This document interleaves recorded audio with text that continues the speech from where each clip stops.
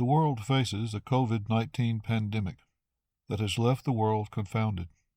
There is no treatment or cure. Many will be infected, some will suffer, and too many will die. The doctors tell us to social distance, wash our hands a lot, and wear a mask, which in the grand scheme of things really is not too much.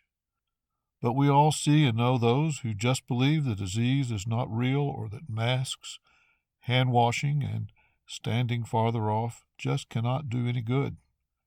The crowd scoff and carry on. The Old Testament has a lesson for us, though. In 2 Kings, we meet the ancient superstar prophet Elisha. In chapter 5, we find a lesson for the world in the 21st century. We meet Naaman, commander of the army of the king of Aram, a great man in high favor with his master, because by him the Lord had given victory to Aram.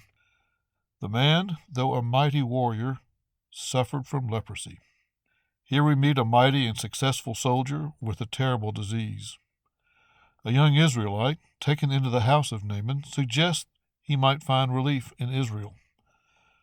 The king of Aram then sends his favorite to Israel seeking a cure. Eventually, Naaman comes to the house of Elisha, expecting a big production at great cost. But Elisha does not even come outside or ask for anything. We are told that Elisha sent a messenger to him, saying, "Go wash in the Jordan 7 times, and your flesh shall be restored, and you shall be clean."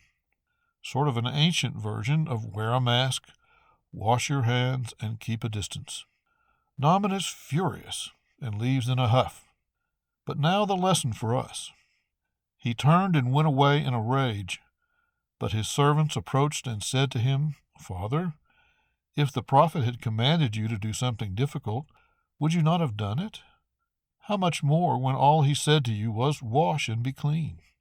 So he went down and immersed himself 7 times in the Jordan, according to the word of the man of God. His flesh was restored like the flesh of a young boy, and he was clean. Now the lesson. The pandemic is real, pervasive, and for many deadly. And yet simply keeping a distance, wearing a mask, and washing our hands is our best defense. Naaman's reaction is just human nature. We want pomp and circumstance, not the simple and honest. We face a pandemic. Be grateful. By the grace of God, he sent us doctors, a simple defense, and then gave us the story of Naaman to tell us to listen to the doctors. So take God's advice. Keep your distance, wash your hands, and wear a mask out of respect for your fellow human beings.